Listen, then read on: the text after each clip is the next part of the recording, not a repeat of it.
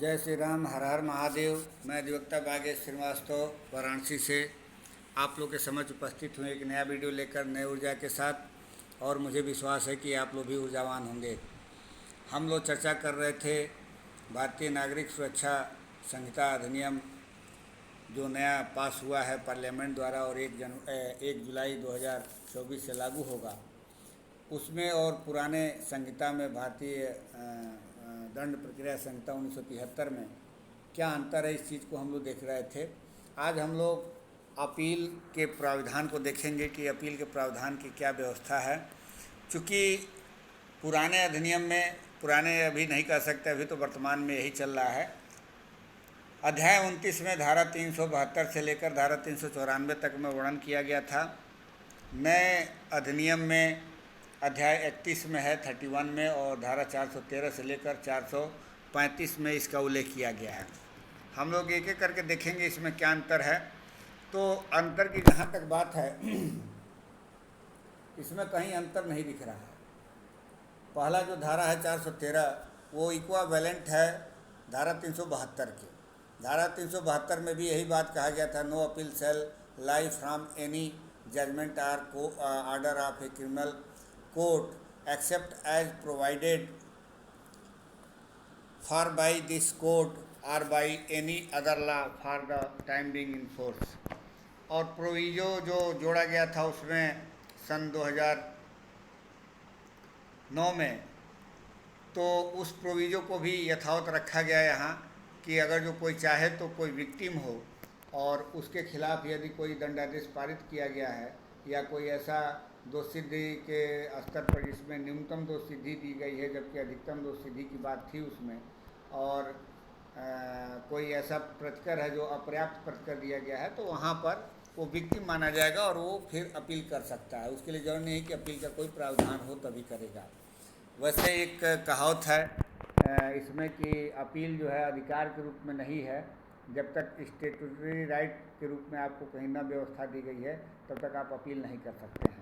अब next position पे हम चलते हैं कि बाकी की धाराओं में क्या अंतर है, इसको देखा जाए तो धारा 414 जो है वो धारा 373 की इक्विवेलेंट है। कोई इसमें अंतर नहीं है, बस धाराओं का अंतर है। धारा जैसे 373 में धारा 117 के जो खिलाफ कोई अगर जो सिक्योरिटी वगैरह ली जाती थी तो उसके खिलाफ अपील होता था, या धारा 121 के अगेंस्ट आप जाकर के अपील करते थे, या धारा 122 को धारा 2 और 4 के खिलाफ आप अपील करते थे। वही ये बात कर रहा है यहाँ पर। और इसमें जो धाराएं हैं, धाराओं का जो है क्रम जो है बदल गया है, और इसमें क्रम के रूप में है आपका धारा 136 जो धारा की 117 वहाँ वर्णित है, और बाकी 140 जो है यहाँ धारा 121 में था, और फिर धारा 141 जो है वो धारा 122 की इक्विवेलेंट है जो धारा 2 और 4 की बात कही गई है। अब हम लोग देखते हैं धारा 415, और 415 धारा 374 की इक्विवेलेंट है। इसमें ये कह रहा है कि इसमें भी प्रोविज़न वही है, कुछ बहुत बदला नहीं है, लेकिन हम लोग देखते हैं कि इसमें क्या प्रोविधान दिया गया है। तो कह रहा है कि any person convicted on a trial held by a high court in its extraordinary original criminal jurisdiction में appeal to the supreme court. तो वहाँ पर भी जो क्लास 1 था धारा 374 का, वो भी यही बात करता था, और उप धारा 2 जो बात कर रहा है वो धारा 2 भी वही बात कह रहा है जो धारा 2 में वहाँ पे धारा 374 को धारा 2 में कहा गया था। तो ये भी कह रहा है कि any person convicted on a trial held by A session जज और एन एडिशनल सेशन जज or on a trial held by any other court in which a sentence of imprisonment for more than 7 years has been passed against him or against any other person convicted at the same trial may appeal to the high court। तो यहाँ तक दोनों same देखने को मिल रहा है। अब आगे हम लोग चलते देखते हैं उपधारा 3 में। तो उपधारा 3 में भी ये बात वही लगभग कुछ बदला नहीं है। ये कह रहा है कि save as otherwise provided in subsection 2 any person A convicted on a trial held by magistrate of the first class or of the second class or B कर sentenced under section 364। अब वहाँ पे जो बात कही गई थी वो धारा 325 में वर्णन किया गया था, और यहाँ पर अधिनियम में धारा 364 में है।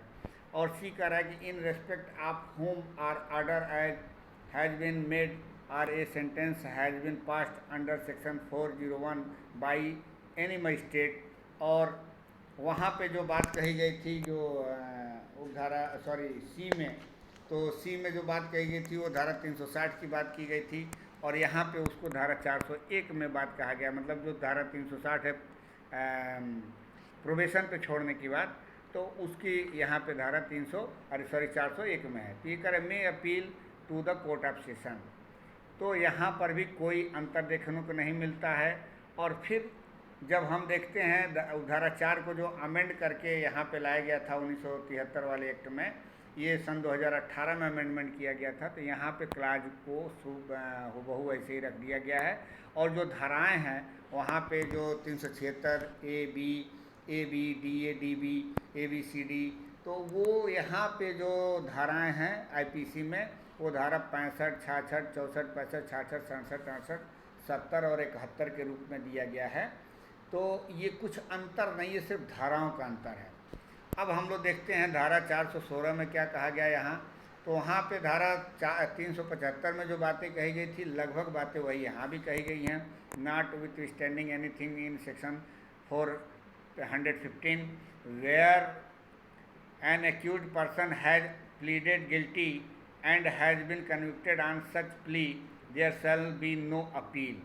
तो अपील नहीं होगा अगर जो हाई कोर्ट के सामने उसने कन्विक्शन किया गया है, अगर जो गिल्टी प्ली कर लिया है तो, या if the conviction by is by a court of session और मजिस्ट्रेट ऑफ द फर्स्ट और second class except as to the extent और लीगलिटी ऑफ द सेंटेंस। मतलब लीगलिटी ऑफ द सेंटेंस के आधार पर ही केवल अपील हो सकता है, बाकी के किसी मामले में नहीं होगा। तो ये धारा 375 भी सेम वैसे ही है जैसे कि धारा यहाँ 416 में है। अब हम लोग देखते हैं कि धारा 376 में क्या कहा गया था, जो बातें वो यहाँ पे टैली कर रहा है कि नहीं। तो ये धारा 417 में भी लगभग वही बातें कही गई हैं, कुछ अंतर नहीं है। करे notwithstanding anything in section 415 there shall be no appeal by the convicted person in any of the following cases namely. तो ये कह रहा है कि अपील नहीं होगा। कब नहीं होगा? तो ये कह रहा है कि ये where a high court passes only a sentence of imprisonment for a term not exceeding 3 months और a fine not exceeding 1000 rupees or of both such imprisonment and fine. तो वहाँ पर भी यही बात कही गई थी धारा 376 क्लाज ए में। फिर बी क्लाज करे कि where a court of session passes only a sentence of imprisonment for a term not exceeding 3 months और a fine not exceeding 200 rupees or both such imprisonment and fine. तो इसमें भी कोई बदलाव नहीं देखने को मिलता। सी में भी कोई बदलाव नहीं है। यहाँ पर भी कह रहा है where a magistrate of the first class passes only a sentence of fine not exceeding 100 rupees. तो इसमें भी कोई बदलाव नहीं है। क्लास डी कह रहा है, क्लास डी में भी वही बातें कही गई हैं जो वहाँ पे धारा 376 के क्लास डी में कहा गया था। प्रोविजो में भी जो बातें कही गई हैं उसमें भी कोई बदलाव नहीं है, सेम प्रोविजो रखा गया है। तो कुल मिलाकर के ये देखने को मिलता है कि धारा 376 में जो वहाँ बातें कही गई थी वो धारा 417 में यहाँ दिया गया है। अब इसके बाद आता है धारा 418। तो धारा 418 जो वहाँ पे धारा 377 था वो हूबहू ऐसे ही जैसे कि वहाँ पे था वैसे यहाँ पर भी रख दिया गया है। इसमें भी कोई परिवर्तन नहीं है। वहाँ पर भी क्लास 4 क्लास थे और उसमें जो क्लास 4 था उसको जो है अमेंडमेंट के तहत लाया गया था सन 2018 में। उसको ये यहाँ पे कोई अमेंडमेंट ना करके सीधे डायरेक्ट क्लास 4 करके लिख दिया गया है। अब 378 में जो बातें कही गई थी यहाँ पे धारा 419 में कहा गया है और यहाँ पर भी कोई बदलाव नहीं देखने को मिल रहा है। जो वहाँ पे बातें कही गई थी 378 में कि appeal in case of acquittal की स्थिति में कोई अपील कैसे किया जाएगा, तो वहाँ पर जो बातें कही गई थी यहाँ पे 419 में है और यहाँ पर भी कोई बदलाव नहीं है। एकदम सेम क्लाज वैसे ही है जैसे कि वहाँ पे रखा गया था, कोई परिवर्तन नहीं है। वहाँ पर भी 6 क्लासेज हैं, यहाँ पे भी 6 क्लासेज हैं और हूबहू सब बातें वैसे ही रखा गया है। तो हम लोग देखते हैं अब धारा यहाँ पे 420 की जो बात कही गई है, वहाँ पे धारा 379 में बताया गया था कि appeal against conviction by high court in certain cases. तो कब अपील, चूँकि वहाँ पे एक फ़ायदा ये था कि टाइटल के रूप में दिया गया था, यहाँ टाइटल ना करके डायरेक्ट जो है सीधे बेयर प्रोविज़न दिया गया है, और bare provision same to same वही है जो कि धारा 379 में दिया गया था। कर where the high court has no appeal reverse an order of acquittal of an accused person, the convicted him and sentenced him to death or to imprisonment for life or to imprisonment for a term of 10 years or more, he may appeal to the Supreme Court। तो इसमें भी कोई बदलाव नहीं दिया गया है जो धारा 379 में है। वो सीधे कह रहा है कि कोई यदि दोषित व्यक्ति द्वारा कोई व्यक्ति है तो दोषित व्यक्ति कहाँ अपील कर सकता है। तो ये कह रहा है कि यदि दोष मुक्ति को उलट दिया जाता है न्यायालय द्वारा उच्च न्यायालय में, और उसको आजीवन कारावास या 10 वर्ष से अधिक का कारावास दिया जाता है, तो उच्चतम न्यायालय में वो अपील कर सकता है। तो यही बात सेम यहाँ भी है। अब इसके बाद से 421 में जो बातें कही गई हैं, धारा 380 में जो बातें कही गई हैं कि कुछ मामलों में अपील करने का विशेष अधिकार कैसे होगा, तो कोई बदलाव नहीं है। अब जो धारा 422 है वो धारा यहाँ पे 481 की इक्विवेलेंट है, उसमें भी कोई बदलाव देखने को नहीं मिलता है। सब वही बातें कही गई हैं, कंटेंट सेम वही है, सिर्फ धारा अलग हो गया है। फिर 382 में जो पिटिशन ऑफ अपील था वो भी सेम वैसे ही यहाँ पर भी है, इसमें भी कोई भी बदलाव नहीं किया गया है। यहाँ पे धारा 423 में ये बात कही गई कि every appeal shall be made in the form of an petition in writing presented by the appellant or his advocate, and every such petition shall, unless the court of which it presented otherwise directs, be accompanied by a copy of the judgment or order appealed against। तो मतलब यहाँ पर भी आपको कह रहा है कि आपको अपील की कापी साथ में लगाना होगा यदि आप अपील कर रहे हैं तो, सॉरी आदेश की कापी जिसके खिलाफ आप अपील कर रहे हैं। तो अब ये हो गया। अब इसके बाद आता है धारा 424, धारा 424 आता है, और धारा 424 आपके जो है धारा 383 के इक्विवेलेंट है कि कोई व्यक्ति जेल में रह करके कैसे जो है अपील कर सकता है। और धारा 425 जो है वो धारा 384 के इक्विवेलेंट है कि एक समरी डिसमिसल ऑफ अपील, कैसे अपील को जो है समरी डिसमिस कर दिया जाएगा। तो उसमें जो प्रोविज़न दिया गया था वो सेम प्रोविज़न यहाँ पर भी दिया गया है 425 में, जो धारा 384 में दिया गया था। और धारा 385 में जो बात कही गई थी यहाँ पर भी सेम बातें धारा 426 में कही गई हैं, कहीं कोई अंतर नहीं है, सेम प्रोविज़न है। और उसके बाद से धारा 427 जो है ये कह रहा है कि अपीलेट कोर्ट का जो पावर क्या हो सकता है, पावर की बात जो कर रहा है, तो इस पावर में भी कहीं से भी कोई अंतर नहीं है, सेम कंटेंट्स है, 386 की इक्विवेलेंट है। तो हमें कहीं अंतर देखने को नहीं मिल रहा है। फिर 428 जो है वो एकदम से हूबहू जो है धारा 387 की इक्विवेलेंट है। फिर 429 में जो बातें कही गई हैं वो धारा 388 की इक्विवेलेंट है। और उसके बाद 430 में जो है इसमें भी जो धारा 389 था उसके इक्विवेलेंट ये धारा रखा गया है। कहीं कुछ कंटेंट्स में अंतर देखने को नहीं मिलता है, सब हूबहू है। और ये कुछ भी हमें लगता है कि अपीलेट कोर्ट में बदलाव नहीं दिया जा रहा है। यह धारा आपके जो है 390 की इक्विवेलेंट देखिए 431 से, इसमें भी कोई बदलाव नहीं किया गया है।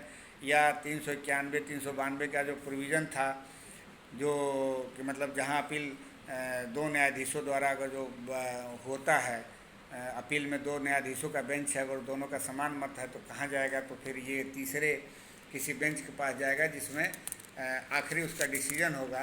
तो यही सब दिया गया है और कुछ है नहीं इसमें। फिर धारा 434 और 435 ये इक्विवेलेंट है धारा 393 और धारा 394 के। कुछ अंतर नहीं है, सेम प्राविधान है, कंटेंट सेम है।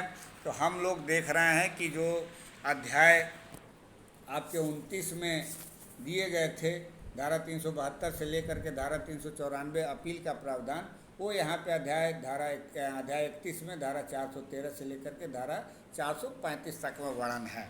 कंटेंट्स में किसी प्रकार का बदलाव नहीं है। कहीं कहीं जो अमेंडमेंट के बाद प्रोविजो जोड़ा गया था पुराने एक्ट में, यानी कि वर्तमान में जो एक्ट चल रहा है उसमें बस इतना ही किया गया है कि इसको नया उपधारा के रूप में रखा गया है और कहीं से भी इसमें कोई अमेंडमेंट शब्द का प्रयोग नहीं किया गया है। तो हमें आशा है कि आप लोग को ये बात समझ में आई होगी। आप लोग एक बार बेयर ज़रूर पढ़ें। मिलते हैं अगले हम वीडियो के साथ नए ऊर्जा के साथ। तब तक के लिए विदाई चाहते हैं। धन्यवाद। पुनः एक बार आग्रह है कि यदि मेरे इस चैनल को सब्सक्राइब नहीं किए हैं तो कृपया सब्सक्राइब ज़रूर कर लें, बेल आइकन पर क्लिक कर दें ताकि जब भी मैं कोई वीडियो बनाऊं तो आपको तुरंत इसकी सूचना मिल जाए। अन्य व्यक्तियों को भी शेयर करें, अधिक से अधिक लोगों को शेयर करें और लाइक करें। मिलते हैं अगले वीडियो में। धन्यवाद।